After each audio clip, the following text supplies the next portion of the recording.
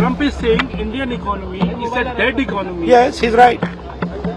I mean, everybody knows this, except the Prime Minister. ಭಾರತದ economy dead economy ಅಂತ ಹೇಳಿದ್ದಾರೆ Donald Trump. ಇದನ್ನ ರಾಹುಲ್ ಗಾಂಧಿ ಹೌದು ಭಾರತದ್ದು ಡೆಡ್ ಎಕಾನಮಿನೇ, ಅದ್ರಲ್ಲಿ ಏನಿದೆ ಅಂತ ಮಾಧ್ಯಮದವ್ರನ್ನೇ ಪ್ರಶ್ನೆ ಕೇಳಿದ್ದಾರೆ. ಹೌದಲ್ವಾ, ಡೆಡ್ ಎಕಾನಮಿನೇ ಅಲ್ವಾ, ಮೋದಿ ಬಂದ್ಮೇಲೆ ಎಲ್ಲ ಎಕಾನಮಿ ಸತ್ತು ಹೋಗಿದೆ ಅಂತ. ಆದ್ರೆ ನರೇಂದ್ರ ಮೋದಿ ಸರ್ಕಾರ ಪ್ರೂವ್ ಮಾಡ್ತಾ ಇದೆ 11ನೇ ಸ್ಥಾನದಲ್ಲಿದ್ದಂತ ಎಕಾನಮಿನ 5ನೇ ಸ್ಥಾನಕ್ಕೆ ತಂದಿದೀವಿ. ಅಂದ್ರೆ ಮೋದಿ ಸರ್ಕಾರ ಇನ್ನೂ ಕೂಡ 4ನೇ ಸ್ಥಾನ ಅನ್ನೋದನ್ನ ಒಪ್ಕೋತಾ ಇಲ್ಲ. ಅಫಿಷಿಯಲಿ ಅದು ಪ್ರೂವ್ ಆಗೋವರೆಗೂ ಕೂಡ ಇನ್ನು ನಾವು 5ನೇ ಸ್ಥಾನದಲ್ಲಿದ್ದೀವಿ ಅಂತಾನೆ ಹೇಳ್ತಾ ಇದ್ದಾರೆ. ಯಾಕೆಂದ್ರೆ ವೇರಿಯೇಷನ್ ಇದೆ. ಭಾರತ ಜಪಾನ್ ಅರ್ಥವ್ಯವಸ್ಥೆಯಲ್ಲಿ ಒಂದಷ್ಟು ಸಣ್ಣ ಮೊತ್ತದಲ್ಲಿ ಭಾರತ ಹೆಚ್ಚಳ ಕಾಣ್ತಾ ಇದೆ. ಅತ್ಯಂತ ವೇಗವಾಗಿ ಬೆಳೀತಾ ಇರುವಂತ ಎಕಾನಮಿ, ಇದರಲ್ಲಿ ಅನುಮಾನನೇ ಇಲ್ಲ. 6ಕ್ಕಿಂತ ಹೆಚ್ಚು ಪ್ರಗತಿ ದರವನ್ನ GDP ಅನ್ನು ಸಾಧಿಸಿರುವಂತ ಭಾರತ ವೇಗವಾಗಿ ಬೆಳೀತಾ ಇರುವಂತ ಎಕಾನಮಿ, ಇದರಲ್ಲಿ ಅನುಮಾನನೇ ಇಲ್ಲ. ಜಗತ್ತಿನ ಯಾವ ಎಕಾನಮಿಗಳಿಗಿಂತನೂ ಅತ್ಯಂತ ವೇಗದಲ್ಲಿ, ಅದು ಚೀನಾ ಇರಲಿ, ಅಮೆರಿಕ ಇರಲಿ, ಜಪಾನ್ ಇರಲಿ, ಜರ್ಮನಿ ಇರಲಿ, ಫ್ರಾನ್ಸ್ ಇರಲಿ, UK ಇರಲಿ, ಇದೆಲ್ಲದಕ್ಕಿಂತ ಭಾರತ ವೇಗವಾಗಿ ಬೆಳೀತಾ ಇದೆ. ಹಾಗಾಗಿ ಭಾರತದ ಎಕಾನಮಿ ಸತ್ತು ಹೋಗಿದೆ ಅಂತ ರಾಹುಲ್ ಗಾಂಧಿ ಹೇಳಿರೋ ಮಾತಲ್ಲಿ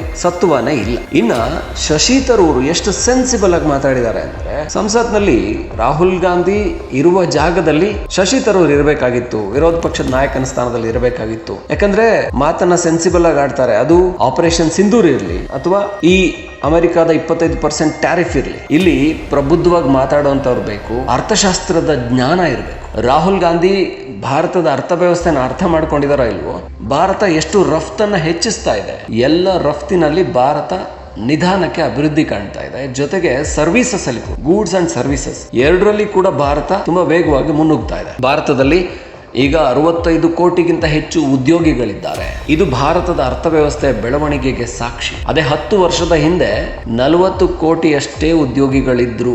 ಈಗ ಅದು 24 ಕೋಟಿಗಿಂತ ಹೆಚ್ಚಾಗಿದ್ದಾರೆ. ಅಂದ್ರೆ ಜನಸಂಖ್ಯೆ ಬೆಳೆದ ಕೂಡಲೇ ಉದ್ಯೋಗ ಸಿಗ್ಬೇಕು ಅಂತಲ್ಲ, 20 ಕೋಟಿ ಉದ್ಯೋಗ 10 ವರ್ಷದಲ್ಲಿ ಸೃಷ್ಟಿ ಮಾಡ್ಬೇಕಿತ್ತು ಅಂತ ಏನು ಪ್ರತಿಪಕ್ಷಗಳು ಹೇಳ್ತಾ ಇದಾರೋ, ಆಲ್ಮೋಸ್ಟ್ ಅಷ್ಟು ಉದ್ಯೋಗಗಳನ್ನ ಸೃಷ್ಟಿ ಮಾಡಲಾಗಿದೆ. ಹಾಗಂತ ಯಾರಿಗೂ ಗ್ಯಾರಂಟಿ ಕಾರ್ಡ್ಗಳಲ್ಲಿ ಜಾಬ್ ತಗೊಂಡೋಗಿ ನಿಮ್ಗೆ ತಗೊಳ್ಳಿ ಗೌರ್ಮೆಂಟ್ ಜಾಬ್ ಕೊಡ್ತೀವಿ ಅಂತ 2 ಕೋಟಿ ಗೌರ್ಮೆಂಟ್ ಜಾಬ್ ಯಾರು ಸೃಷ್ಟಿ ಮಾಡೋಕ್ಕಾಗಲ್ಲ. ಹಾಗಾಗಿ ಭಾರತದ ಆರ್ಥಿಕ ಪರಿಸ್ಥಿತಿ ಉತ್ತಮವಾಗಿದೆ ಬೇರೆಲ್ಲ ದೇಶಗಳಿಗಿಂತ. ಇವಾಗ ಮನಮೋಹನ್ ಸಿಂಗ್ ಏನಾದರೂ ಬದುಕಿದಿದ್ರೆ ಅವರು ಕೂಡ ಇದನ್ನು ಒಪ್ಕೋತಾ ಇದ್ರು. ಆದರೆ ರಾಹುಲ್ ಗಾಂಧಿ ಅದ್ಯಾಕೋ ಒಪ್ಕೊಳ್ಳೋದಕ್ಕೆ ರೆಡಿ ಇಲ್ಲ.